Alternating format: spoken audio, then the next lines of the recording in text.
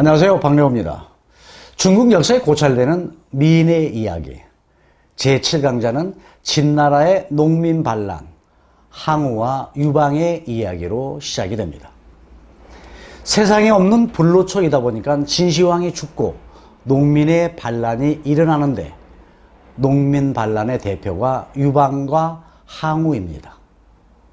유방은 한나라를, 항우는 초나라를 이끌어간 희대의 영웅들이지요. 두 사람의 태생을 보게 되면 유방이 항우보다 14살이 많았죠. 그리고 유방은요, 시골의 한 고을 사또를 지낸 평민 출신인데 비해서 항우는 명장 향엔의 후손으로 뼈대가 있는 집안 출신이었습니다. 중국 역사상 싸움을 제일 잘한 사람은 이 항우와 여포였더랬죠. 싸움을 잘했던 항우이지만 결국에는 유방에게 패하게 되는데 그것은 그럴 만한 이유가 있습니다. 큰 교훈이 되는 두 가지가 이유이죠. 싸움을 잘했던 항우이지만 결국에는 유방에게 패하게 되는데 그것은 그럴 만한 이유가 있습니다. 큰 교훈 두 가지가 바로 그 이유지요. 현대의 정치가나 CEO들이 교훈으로 삼아야 할 이 얘기인데 그 첫 번째는 자신의 출신이나 자존심만을 앞세우고 남의 얘기를 듣지 않고 자기의 판단으로만 모든 것을 결정하게 되면 낭패를 당하게 된다는 것입니다. 그랬던 사람이 바로 항우입니다. 항우가 마지막 전투인 해야강에서 자결을 할 때도 내가 군사를 일으킨 지 8년 동안 70여 차례 싸우면서 단 한 번도 패한 적이 없다. 이 모든 싸움에 이겨서 천하를 얻었는데 여기에서 공경에 빠졌구나. 이것은 하늘이 나를 버려서이지 내가 싸움을 못해서 그런 것은 아니다. 라고 말할 정도로 자기 자신이 무엇을 잘못했는지 죽을 때까지도 몰랐던 것이 바로 항우였습니다. 그러나 유방은요, 남의 얘기를 잘 듣는 소통이 잘된 지도자였습니다. 그 다음에 두 번째로는 용인수를 얘기합니다. 어떤 사람을 참모로 쓰느냐 하는 것은요, 나라나 회사를 이끌어 나가는데 무엇보다도 중요한 것이죠. 능력 있는 사람을 발굴하고 등용하고 그 능력을 발휘하게 한다는 것이 나라는 물론이지만 회사가 잘 되는 모토가 되는 것입니다. 유방의 용인수를 봅니다. 유방에게는요, 한초사걸이라고 하는 4명의 신하가 있었습니다. 지략가인 소하와 진평, 책략가인 장량, 그리고 장수인 한신이 있었습니다. 특히 장량은요, 이름이 자방이라고 장자방이라고 했는데 지금도 참모 역할을 잘하는 사람을 장자방, 장자방이라고 얘기를 하죠. 우리 이시조선 역사에서도요, 장자방이라고 불렀던 사람이 있었습니다. 그 사람은 세조가 대한 수양대군의 책략가인 한명회입니다. 수양대군의 장자방이라고 했던 이 한명회 때문에 어쩌면은 수양대군이 세조 임금이 되지 않았나라고 볼 수도 있지요.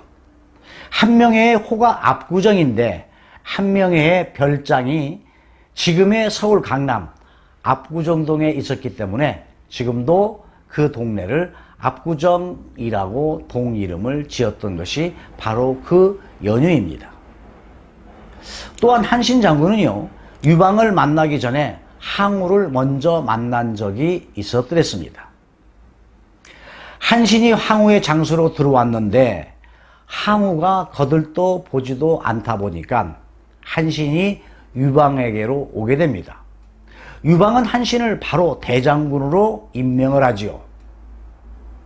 어느 날 황제가 된 유방에게 백성들이 유방의 인물을 보고 인물로 보아서는 황제감이 아닌 듯한데 어떻게 해서 황제가 되었습니까? 라고 유방에게 물어봤습니다.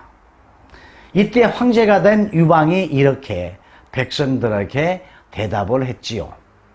내 능력은 미천하지만 내 옆에는 소하와 진평, 장량, 한신이 있어서 나를 도와주어서 황제가 된 것이다 라고 말했습니다. 신하를 아끼고 한편으로는 아랫사람을 받들고 적은 공도 시하해주는 유방이었습니다. 그러나 황후에게도 똘똘한 참모가 있었더랬습니다. 그 사람 이름이 바로 범증이었습니다. 이 범증의 능력마저도 황후는 제대로 활용하지 못했던 것이 문제였더랬죠. 유방과 황후의 이야기는 많은 고사가 있는데 그 대표적인 고사 두 개를 살펴봅니다. 먼저 배수진. 유방이 아직 제위에 오르기 2년 전에 한신장군을 시켜서 조나라를 공격할 때 활용했던 방법이 배수진이라고 하는 것인데요. 이 배수진이라고 하는 것은 물을 등지고 진을 친다는 뜻으로서 강을 등지고 진을 쳐서 병사들이 결국 물러서지 못하게 죽음을 다해 싸우도록 했기 때문에 조나라 군사들을 물리쳤다는 데서 유래되었다는 것이죠. 다시 말씀드리면 배수진, 어떤 일을 성취하기 위해서 더 이상 물러설 수 없음을 비유하는 말로 사용되고 있습니다. 또 하나는 사면초가입니다. 사면초가는 문자 그대로는 사방에서 들려오는 초나라 노래라고 하는 뜻인데 이 의미는 사방이 모두 적으로 둘러싸여서 고립되어 있다고 하는데 쓰고 있는 표현입니다. 사면초가의 유래는 해아라고 하는 곳에서 초나라의 황후 군대가 유방에게 포위를 당하고 있는데 어느 날 밤 유방이 심리전술의 일환으로 황후 부하들이 항복을 해서 유방에게 온 초나라 병사들에게 초나라 노래를 부르게 합니다. 사방에서 들려오는 초나라 노래를 들은 황후 부하들이 전쟁에 지쳐 있다 보니까 고향 노래를 듣고 고향 생각으로 전의를 상실하게 되고 이 노래를 들은 황후는 이미 전세가 기울였음을 알고 패배를 직감하게 됩니다.